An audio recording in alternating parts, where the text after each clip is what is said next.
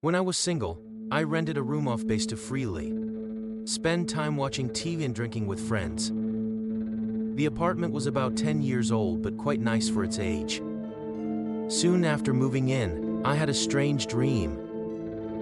I was looking down at myself sleeping in the apartment. Oddly, I could see, through the floor of my second story room to the first floor below. A male college student-looking figure stood there looking up at me. But he wasn't standing, he was hanging by the neck, glaring at me.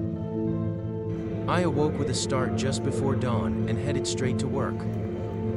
At lunch that day, I happened to chat with a colleague who was related to my landlord, and casually mentioned the weird dream. He looked at me seriously and sharply asked, "Hey, you know there was a hanging there long ago, right? How do you know about it?" Of course, I had no idea anything like that had happened. Some days later, returning from training, the staff duty officer called me over. "You've got a complaint from your landlord. Go deal with it now." Confused, I went and was told that while I was away, my stereo blasted loudly with the cops even being called. The landlord had to rip the plug out to stop it apparently. Apologizing but perplexed, I returned to my room.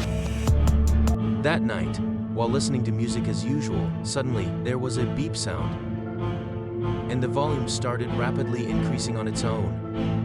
The knob was visibly turning up without me touching it.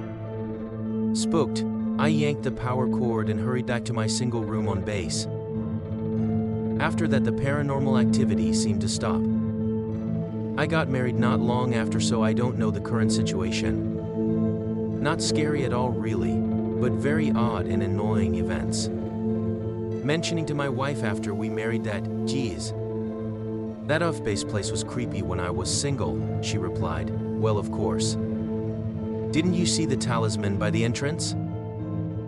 I never noticed.